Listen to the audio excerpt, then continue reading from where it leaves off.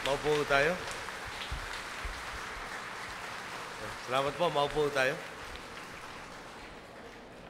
Nagalang-galang na Butch Abad. Muntik pa inagaw yung podium ko.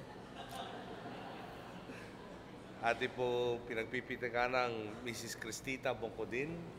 Naging gabay po ng ating honoree today.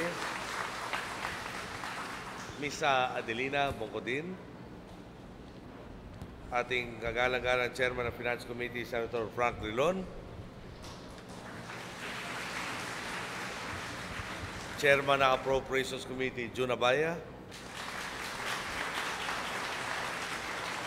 Sa po sa pinakamataling na kaibigan ni Emmy, si Aching Dina Abad.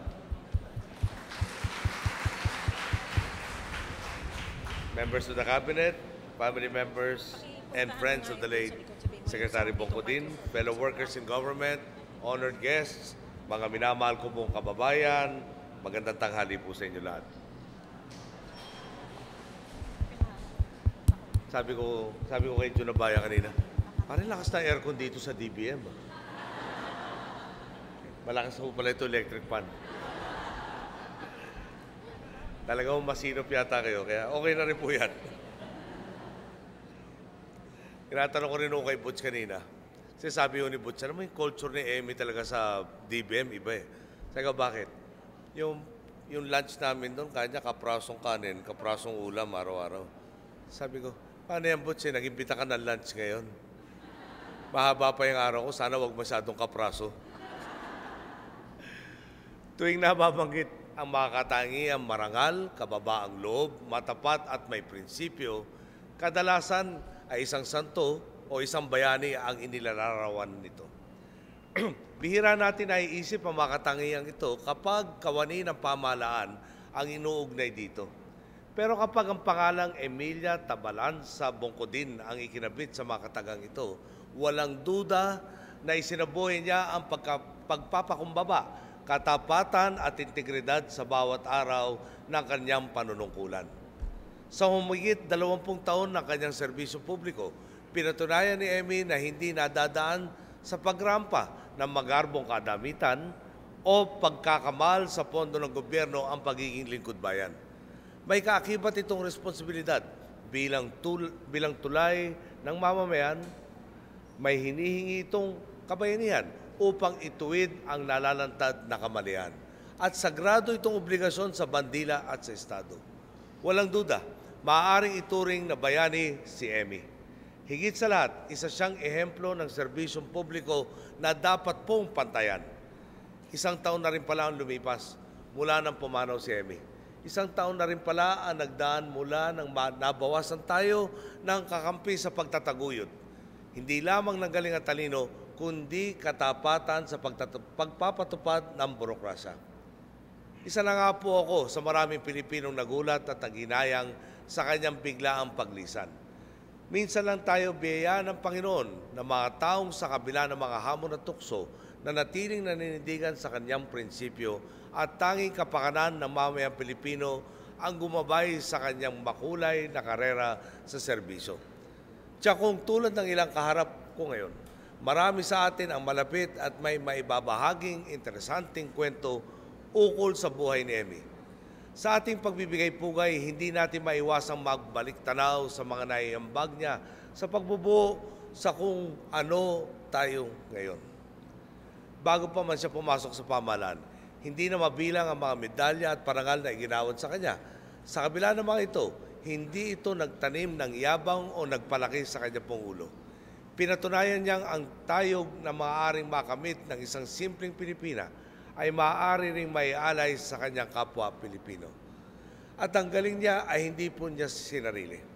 Tiniyak niya, maituturo niya ito sa nakababatang henerasyon upang hindi na muling lumaganap ang baluktot na paggugol ng pera ng bayan.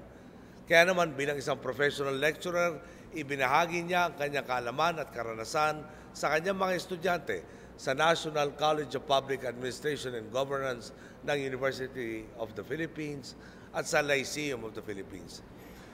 Ipinamulat niya sa maraming kabataan na ang pera ng pamahalaan ay pera ng bawat Pilipino, na ang paglilingkod sa bayan ay paglilingkod ng tapat, at ang malinis na paninindigan ay mas mahalaga kaysa pa sa talino. Isa pong karangalan ang makasama at maging kasangga si Emmy sa serbisyo. Bilang budget consultant ko po noon sa Senado, malaki ang kanyang inambag sa mga reformang nais nating maipatupad noon, na siya namang balangkas na mga plano natin ngayon. Isa na rito ay ang paniniguro na walang tataga sa sobrang pondo ng pamahalaan. Dahil sa kanyang husay at kritikal na ebalwasyon sa paggasta ng pamahalaan, napigil natin ang paglulustay ng pera ng taong bayan nang dahil sa walang patumanggang alokasyon ng pondo sa walang katuturang gastusin. Pinasimulan niya ang Philippine National Budget Monitoring Network na siyang nagbigay lakas sa civil society organizations para busisiin at suriin ang pambansang pondo, lalo na sa mga kontrobersyal na proyekto naglustay lamang sa kaban ng bayan. Bilang isang dalubhasa sa public finance, budgeting at financial management, sipin na lamang ninyo ang dami ng perang dumaan sa kanyang kamay at nag-akit sa kanyang manlamang o mangurakot. Pero dito nga po tayo bilib kay Emmy. Sa kabila ng kaliwat kanang tukso, ni minsan ay hindi siya nagpatangay sa agos ng korupsyon. Kahit pa alam niyang marami siyang makakabangga sa pagtalikod sa status quo. Habang ang iba ay abala sa pagiging tuta ng tiwaling boss, hindi siya kailanman naging sunod-sunuran sa bulok at baluktot na mga utos at patakaran. Nang walang alinlangan siyang tumiwalag sa manumalyang kabinete ng aking pong pinalitan at lumahok sa Hayat 10. Nanindigan siya at hindi nagpasindak sa anumang pong suhol o takot. Mulat siyang taong bayan ang kanyang pinaglilingkuran at hindi kailanman mapepresuhan ang kanyang prinsipyo. Tanggalin man po siya sa kanyang katungkulan. Marami pa sana tayong pagsasamahang laban. Marami pa sana tayong pagtatagumpayang mga reforma sa piling ni Emmy. Hindi naman siguro mamasamain ni Kalihim Butchabad kung aaminin kung noong pinag-isipan ko ang pagbuo sa aking kabinete, first choice ko po talaga si Emmy.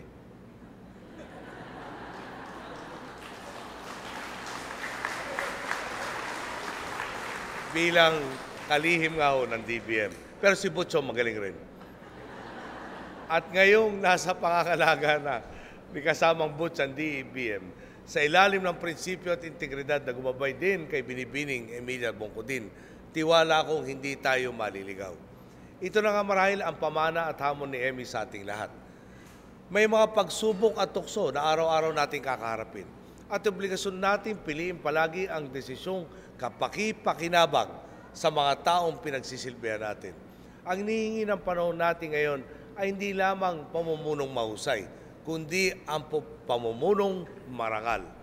Batikusin man tayo o alipastuhin dahil simple ang ating suot o dahil sa pagnipis ng aking buhok, hindi nila kailanman may kakailang buong puso tayo naglilingkod sa mamamayan at interes lamang ng bayan at hindi pa na lamang ang ating isinasakatuparan. Maraming salamat po at naway biyayaan pa tayo na mas marami pang Emilia Bongkodin sa ating pong pamahalaan. Salamat po.